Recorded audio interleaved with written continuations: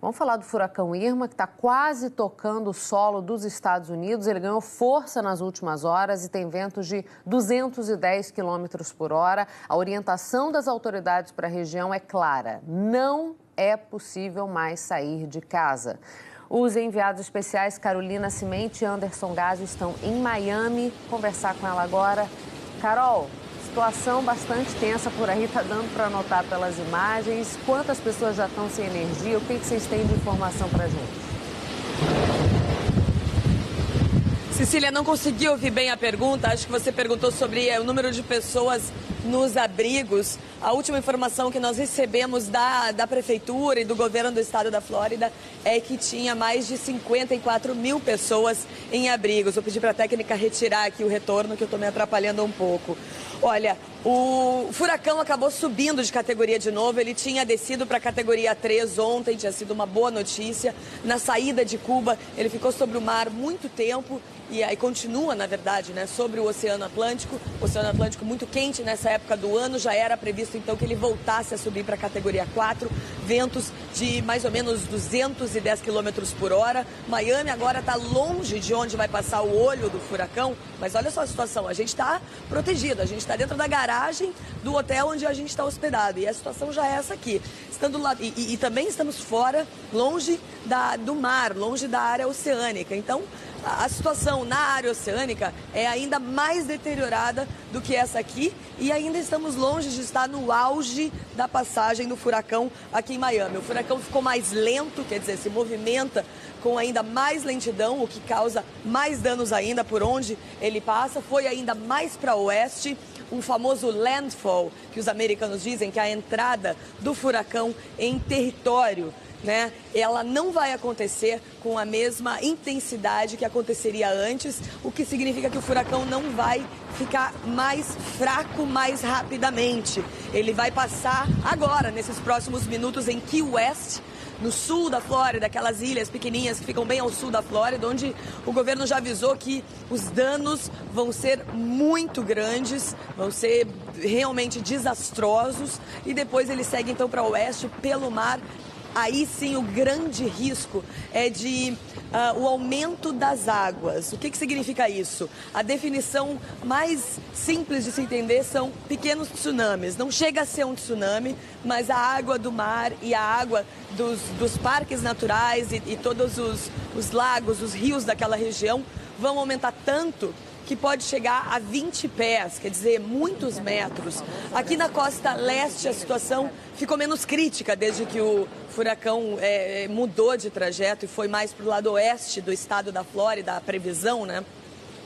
Então a previsão é de que aqui nesse lado, em Miami, por exemplo, nas áreas mais próximas do oceano, a previsão é de que a água aumente cerca de 6 a 8 metros, o que também é muito, causa muitos problemas. A gente tem que lembrar que o que é mortal na passagem de um furacão não é necessariamente o vento. O grande risco é a água.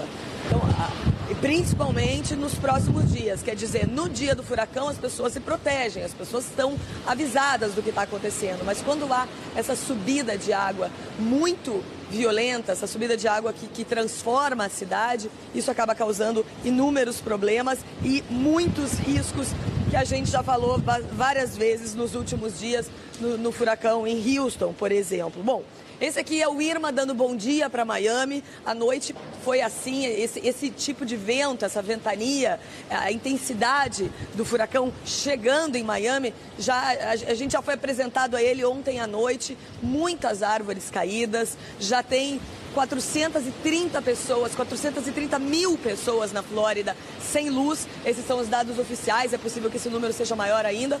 Eu e o Anderson Gásio, aconteceu de novo, estávamos descendo aqui para a garagem para fazer essa entrada ao vivo e acabou de faltar luz no nosso hotel. O hotel tem gerador, a gente espera que ele funcione.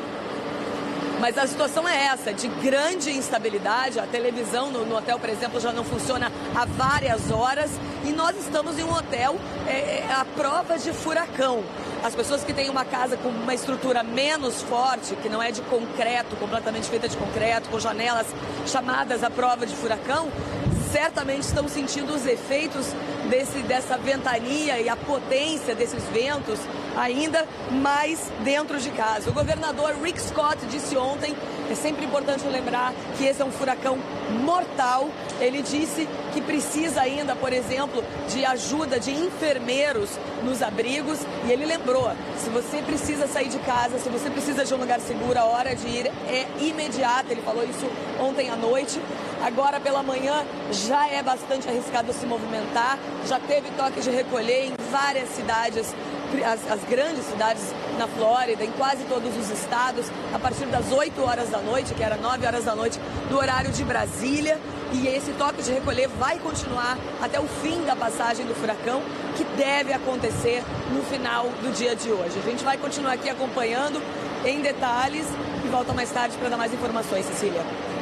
Obrigada, Carol, pela participação. As rajadas de vento são de fato impressionantes. A gente vê que a Carol realmente ela sofre com vento. Enquanto ela falava, a gente vê ali atrás a força do vento nas plantas que estão atrás dela e outras imagens que corriam ao vivo de Miami, né, Carol? E na verdade, Cecília, o vento, ele empurra a gente, mas quando ele vem sempre da mesma direção, a gente acostuma e coloca o corpo na posição correta. Aí o que acontece é que de repente acontece um vácuo e o vento muda e é completamente imprevisível, e aí sim que assusta, porque todo o peso do corpo tá para cá, o vácuo vem, aí a pessoa perde a estabilidade. Mas enfim, por enquanto a situação ainda é administrável dentro de uma garagem. Na rua, absolutamente não. Eu agradeço muito por vocês estarem entrando daí para mostrar para a gente a real intensidade do que está acontecendo em Miami. Lembrando que o furacão ainda não chegou, ainda não tocou o solo, está muito próximo e desviou do curso de Miami, que é onde a Carol está. Ele vai atingir mais a parte sudoeste da Flórida. Então, assim, a Carol está pegando uma rebarba do que pode vir a ser ainda a presença do furacão nos Estados Unidos, né, Carol? Inclusive, Cecília, há ainda o risco das pessoas que estão na costa leste. Aqui em Miami a gente viu isso claramente ontem. No momento em que o furacão caiu para a categoria 3, as pessoas acharem que, não, então eu estou segura, não é mais categoria 5, não é mais aquela situação, a gente se preparou tanto, mas mais de 6 milhões de pessoas tiveram que deixar a casa delas e saírem do estado. Quer dizer, foi uma organização gigantesca de muitos dias. A gente vem acompanhando isso há praticamente uma semana. Então o risco, o governador ontem falou sobre isso, o risco é das pessoas que estão na costa leste, que já não estão mais passando embaixo do olho do furacão, acharem que agora estão seguras. Ok, é uma chuva forte, mas não é mais o furacão que seria. É um risco enorme, até porque os avisos de tornado já começaram a aparecer. Os grandes furacões, eles trazem com ele um risco enorme de pequenos tornados, que na verdade podem ser do tamanho de uma rua, podem ser muito menores do que a gente imagina um tornado, mas são extremamente devastadores. Durante o furacão Harvey no Texas, mais de 200 tornados, por exemplo, foram registrados. Tornados pequenos que destruíam muito uma pequena área. Às vezes você está numa rua, o lado de lá as casas estão danificadas, mas estão de pé. Do lado de cá elas estão completamente devastadas, no chão não tem mais casa, porque ali passou um desses pequenos tornados. E aqui, mesmo no leste do estado, já começaram a acontecer. Foram registrados já dezenas desses tornados. Então os riscos, na verdade, claro que são maiores onde passa o olho do furacão, porque a agressividade dos ventos e possivelmente a quantidade de chuva vai ser maior. Mas não quer dizer que na costa leste do estado da Flórida não vão acontecer danos, que já começaram a acontecer, e não quer dizer que não haja riscos. As pessoas têm que continuar se protegendo, e muito, né? Tem que ficar em casa no mínimo até amanhã de manhã.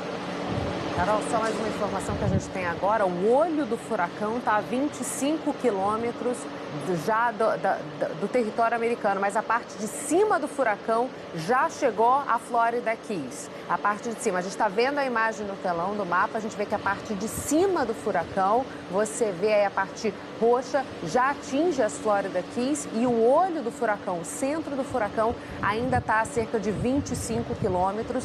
Lembrando que deve atingir principalmente a parte, como a gente vê no mapa, sudoeste da Flórida. A Carol está em Miami, que é um pouquinho mais para o lado leste, e ainda assim a gente já vê a intensidade do vento por lá e a repercussão que isso já está tendo.